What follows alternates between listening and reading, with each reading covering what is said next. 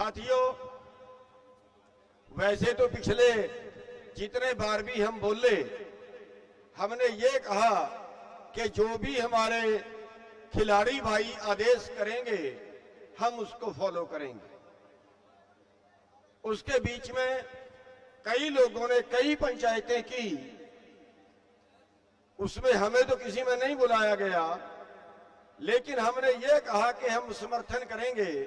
और जींद के अंदर भी जो हमने पंचायत बुलाई थी उसमें समर्थन की घोषणा की थी, उसमें सहयोग की घोषणा की थी।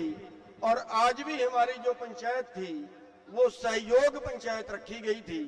लेकिन सभी लोगों की एक डिमांड थी कि आज कोई आर पार का फैसला ले लिया जाए, थी ना सभी लोगों की। लेकिन भैया स्टेज से आवाज नहीं आनी चाहिए प्लीज।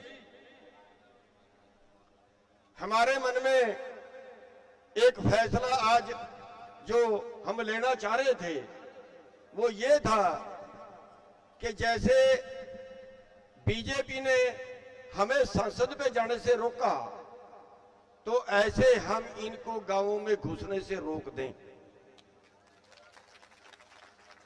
जैसे इन्होंने हमारी बेटियों को घसीट घसीट के ले गए, अगर ये हमारे गांव में घुसे तो हम ऐसे ही इनको घसीट के गांव के बाहर छोड़ के आएंगे।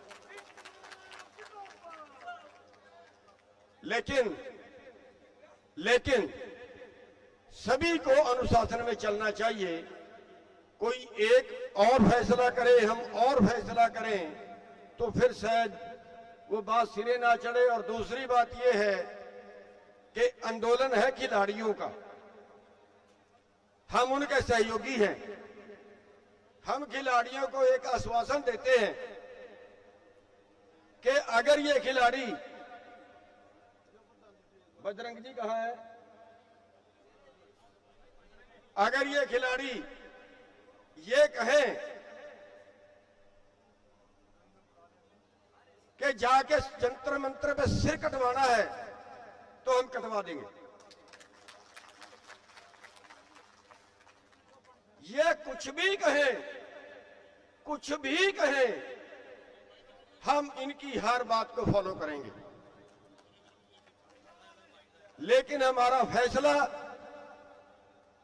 फैसला क्योंकि आंदोलन खिलाड़ियों का है और इसलिए हम इनके ऊपर छोड़ते हैं। ये जब भी आदेश करेंगे, जो भी आदेश करेंगे, हम उसी को फॉलो करेंगे।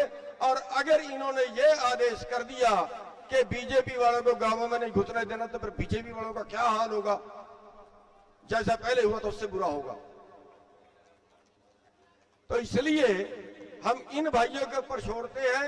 आज की पंचायत में कोई घोषणा करनी मेरे ख्याल से इसलिए उचित नहीं होगी कि बजरंग जी ये बोल रहे हैं कि हम सभी संगठनों की कोई पंचायत इकट्ठी करेंगे। ऐसे ही है ना जी?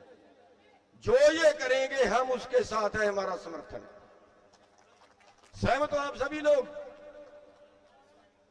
अब मेरा दूसरा सवाल है, एक बात यहां पे हमारी समाप्त होती है और ये दूसरी बात जो होती है, दूसरी बात जो मैं कहना चाहता हूं आप लोगों से, वो ये कहना चाहता हूं कि अगर एक बजरंग गिरफ्तार हो भी, एक बृजभूषण गिरफ्तार हो भी जाए, अगर एक बृजभूषण गिरफ्तार हो भी जाए तो क्या सारा देश सुखी हो जाएगा?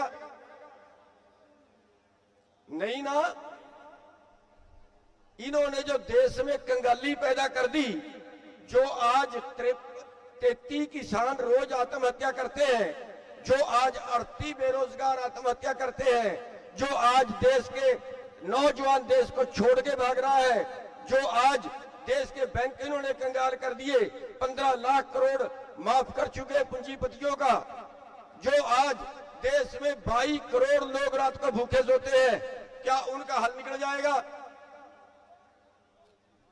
अब उसका हल निकालने के लिए हमें एक लंबी लड़ाई लड़नी पड़ेगी।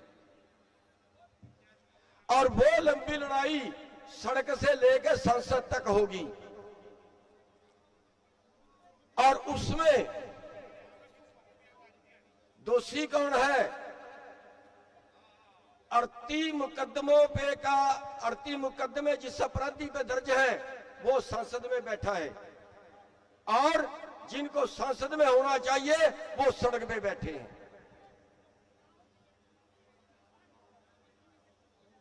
इस व्यवस्था को बदलने की जरूरत है, और ये व्यवस्था दो तरीके से बदली जाएगी। एक सड़क की लड़ाई और दूसरी संसद की लड़ाई, वोट की लड़ाई। कि मेरा कमेरे को वोट देनी चाहिए या कमेरे को लुटेरे को वोट देनी चाहिए? कि मेरा कमेरे को वोट देना ठीक कह रहा हूं या गलत कह रहा हूं? तो ये कमेरे लोग जो है ये लुटेरों का वोट क्यों डालते हैं भाई? क्या आज आप प्रण करोगे कि हम लुटेरों को वोट नहीं डालेंगे? हाथ खड़े करो एक बार। दूसरी बात, एक बड़ी क्रांति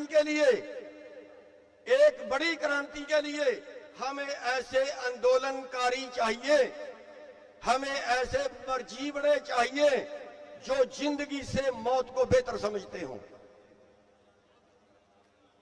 ऐसे मर्जीबड़े चाहिए जो किसी तरह भी भिड़ने के लिए तैयार हों, जो तन से, मन से, धन से, जो अपनी जान हथेली पे रख के लड़े।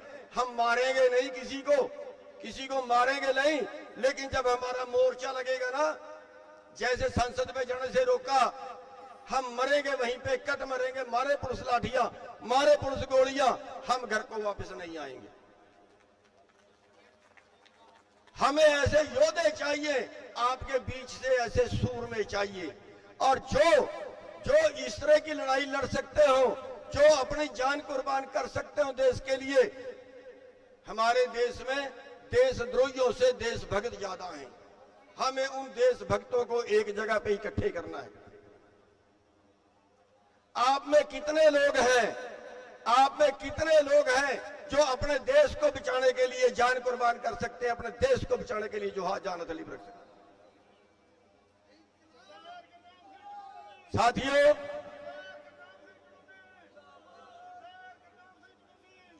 मैं चाहूंगा, मैंने अपने कुछ लोगों को बोला तो था कि कापियों का इंतजाम करें, किया कि नहीं किया। आप किसी भी तरीके से, जो आपके नजदीक है या यहां कोई कापियों का प्रबंध हो, हमें अपना टेलीफोन नाम और नंबर और एड्रेस चाहिए आपका, उन लोगों का जो शहीद हो सकते हो। नकली नहीं, मेरे पास नकली कुछ नहीं करना आता। मेरे पास ना तो नकली लड़ाई लड़नी आती है, ना मेरे पास बातें घुमाने आती है। हमें वो मर्जीबड़े चाहिए जो, देखिए, देश को बदलना है। जो लुटेरे हैं वो सड़क पे होने चाहिए, जो कमेरे हैं वो संसद में होने चाहिए। और इसके लिए इतना आसान नहीं है, छोड़ेंगे नहीं हमें वो लोग। मुकदमे बनाएंगे, जेलों में डालेंगे, लठ मारेंगे, गोलियां मारेंगे, सब कुछ करेंगे वो लोग, और हमें उन सब का बर्दाश्त करना पड़ेगा। तो साथियों, जो भी आपके एरिया का हमारा प्रधान होगा, उसको आप ज्यादा से ज्यादा नंबर लिखवाएं। हम दूसरा तरीका भी, सोशल मीडिया से भी नंबर लेने की कोशिश करेंगे। हम एक ऐसा ग्रुप बनाएंगे जिसकी कहीं भी कुर्बानी के लिए जरूरत पड़े, रात को जरूरत हो तो वो रात को ही आ जाए, दिन में जरूरत हो तो दिन में ही आ जाए, सबसे पहले उसके लिए आंदोलन हो। साथियों, तीसरी बात मैं ये कहना चाहूंगा कि हमारा जो मोदी जी हैं, वो मशीनों में गड़बड़ी करके जाति के नाम पे, धर्म के नाम पे पता नहीं कैसे कैसे कंडे बना के जीत जाते हैं। हम आज इस मंच के नाम से चैलेंज करना चाहते हैं मोदी जी को, कि अगर मोदी जी को यह लगता है कि बहुत लोकप्रिय नेता है, वो पंचायत के इलेक्शन की तरह डायरेक्ट इलेक्शन कराएं। एक तरफ खड़े मोदी जी, दूसरी तरफ हम गवर्नर साहब को खड़ाएंगे प्रधानमंत्री के चुनाव में। पता लग जाएगा किसके पास क्या, किसकी क्या औकात है देश में। इस चुनाव को बदलने की जरूरत है। पार्टी राज की बजाय जैसे पंचायती चुनाव होता है ऐसे डायरेक्ट चुनाव हो तो अच्छे नेता निकल के सामने आएंगे। अगर ये चुनाव हो जाए, इस तरह का चुनाव हो जाए, तो मैं दावे से कह सकता हूं कि उत्तर प्रदेश के मुख्यमंत्री जयंत चौधरी जी होंगे। देश के प्रधानमंत्री सत्यपाल मलिक जी होंगे। हमारी व्यवस्था को सुधारने की जरूरत है। साथियों, मैं फिर एक बार अपनी बात को समाप्त करते हुए इतना कहना चाहूंगा, अपने जो हमारे पहलवान भाई हैं उनको आश्वासन देना चाहूंगा कि हमने फैसला तो आज हम घर से तय करके आए थे कि हमने आर पार का करना है, लेकिन हम इनके ऊपर छोड़ते हैं। जहां भी हमारी जान की जरूरत पड़े, जहां भी हमारे सिर की जरूरत पड़े, हम देने के लिए तैयार हैं। फैसला इनका होगा, कार्रवाई हमारी होगी।